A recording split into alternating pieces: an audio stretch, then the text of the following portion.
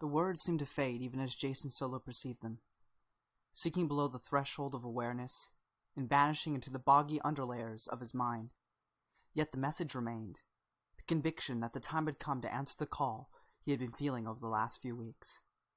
He unfolded his legs. He was sitting cross-legged in the air and lowered his feet to the floor of the meditation circle. A chain of soft pops sounded as he crushed the tiny blotted vines that spilled out of the seams between Larstone's paving blocks. "I'm sorry, Akana. I must go." Akana answered without opening her eyes. "If you are sorry, Jason, you must not go."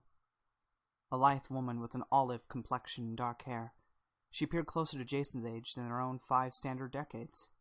She sat floating in the center of the meditation circle, surrounded by novices who were trying to imitate her with varying degrees of success. "Sorrow is a sign that you have not given yourself to the current." Jason considered this, then dipped his head in acknowledgement. "Then I'm not sorry."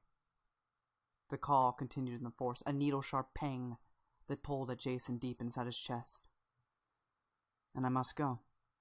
Now Akana opened her eyes. "What of your training?"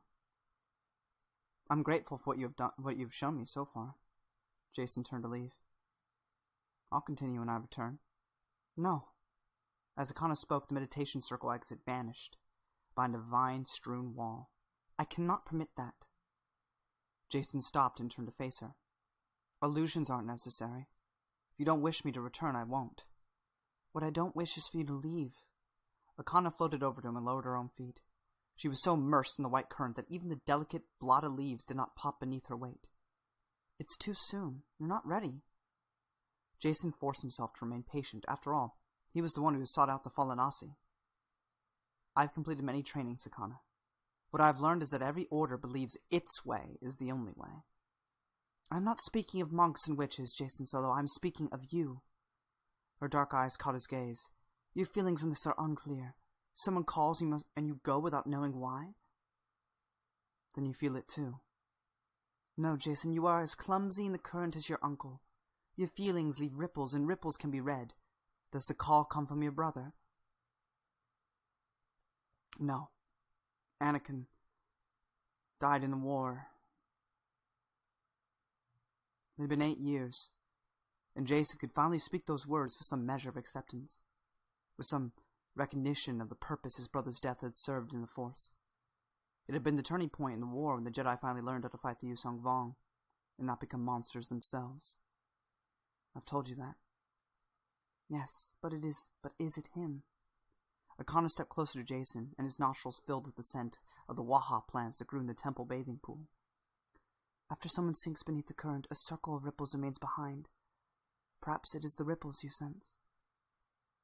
"That does not make what I feel any less real," Jason countered. "Sometimes the effects is all we can know of the cause." "Do you remember my words only so you can use them to spar with me?" Akana's hands came up as though to bat him across the ear, and his own hand reflexively rose to block. She shook her head in disgust. "You are a dreadful student, Jason Solo. You hear, but you do not learn." It was a rebuke to which Jason had grown accustomed during his 5-year search for the true nature of the Force. The Janissari, the Yang-Ti, even the witches of Dathomir all said similar things to him, usually when his questions about their view of the Force grew too probing. But Akana had more reason than the others to be disappointed in him. Striking another would be anathema to any adept of the white current. All Akana had done was lift her hand. It had been Jason who interpreted the action as an attack. Jason inclined his head. "I learn, but sometimes slowly." He was thinking of the 2 apparitions he had already seen of his dead brother. The first, a cavern beast on Yusantar, used one to lure him into its throat. The second on Zamana, when Sakata had taken Anakin's form while they talked. "You think I'm giving form to this call? That I impose my own meaning on the ripples I feel?" "What I think is not important," Akana said. "Still yourself, Jason. See what is really in the current." Jason closed his eyes and opened himself to the white current in much the same way he would have opened himself to the Force. Akana and the other adepts taught that the current and the Force were separate things, and that was true, but only in the sense that any current was different from the ocean which it flowed. In their essential wholeness, they were each other. Jason performed a quieting exercise he had learned from the Theron listeners, then focused on the call.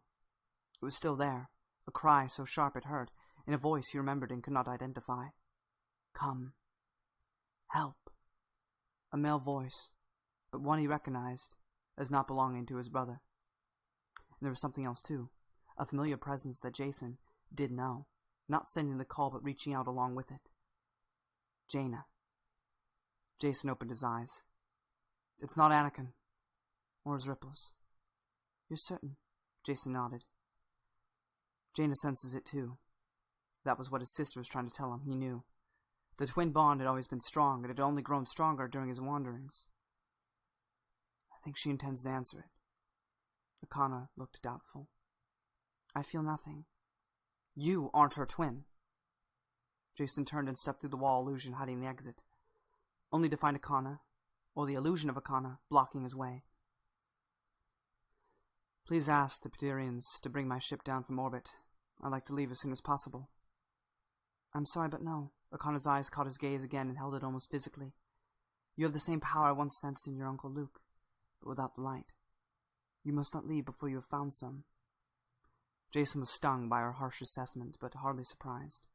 The war against the Yusung Vong had brought the Jedi a deeper understanding of the Force, one that no longer saw light and dark as opposing sides, and he had known before he came that the Falanasi might find this new view disturbing. That was why he had hid it from them, or thought he had. I'm sorry you disapprove, Jason said, but I no longer view the Force in terms of light and dark. It embraces his more than that. Yes, we have heard of this new knowledge of the Jedi.